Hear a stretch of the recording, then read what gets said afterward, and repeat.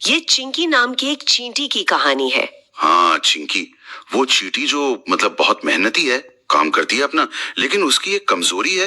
वो अक्सर दूसरों को देखती है, उनके पास क्या है ये देखती है और फिर उदास हो जाती है, ईर्ष्या करने लगती है।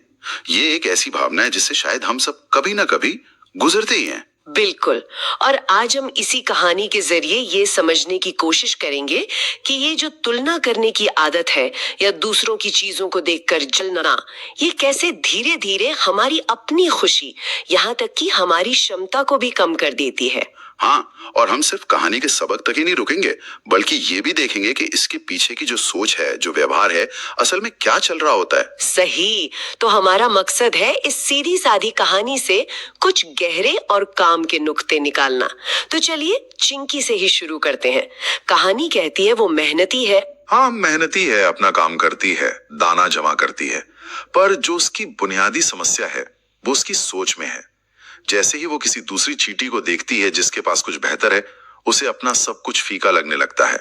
हाँ, ये दूसरों पर नजर वाली जो आदत है वो उसकी मेहनत पर भारी पड़ती है।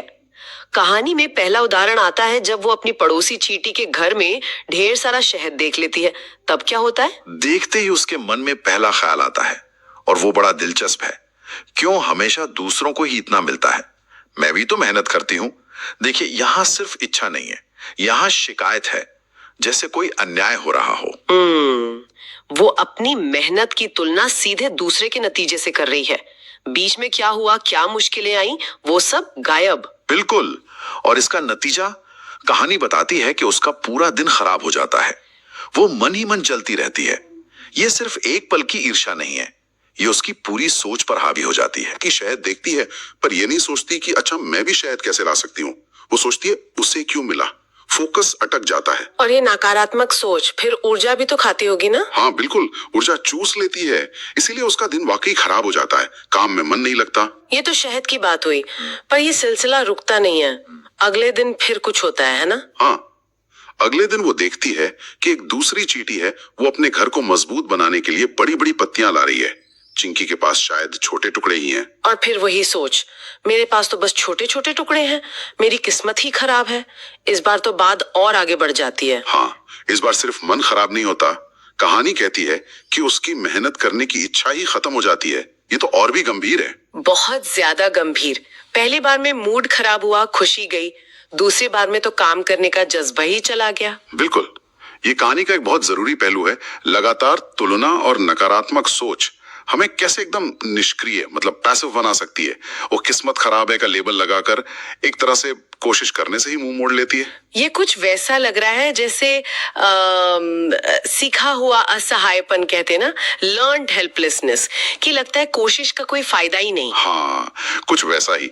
उसे लगने लगता है कि उसके हाथ में कुछ है ही नहीं, क्योंकि दूसरों के पास जो है वो उसके पास नहीं है।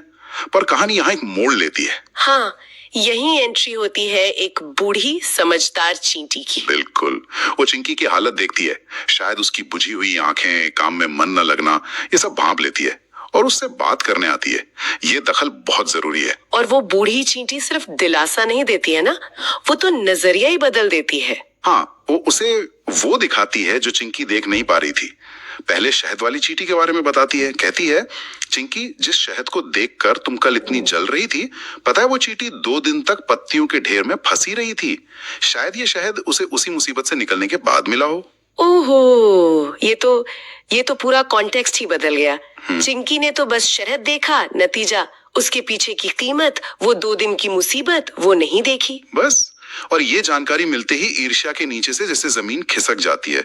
जब पता चलता है कि जिसे हम आसान सफलता समझ रहे थे, उसके पीछे कितना संघर्ष हो सकता है, तो वो चमक फीकी पड़ जाती है। एहसास होता है कि हर कहानी के कई पहलू होते हैं। सही कहा। और बात यहीं खत्म नहीं होती। बूढ़ी चींटी फिर बड़ी पत्तियों वाली चींटी का भी जिक्र करती है। अच्छा, उसके बारे में क्या बताती है? वो बताती है, और जिसे तुम आज बड़ी पत्तियां लाते देख रही हो, उसका घर इसी तरह बनाते बनाते बारिश में 3 बार बह चुका है। अब सोचिए। उसने कहा, और तुम्हें रोज थोड़ा थोड़ा ही सही पर लगातार मिल रहा है। तुम्हारा घर सुरक्षित है, कभी टूटा नहीं।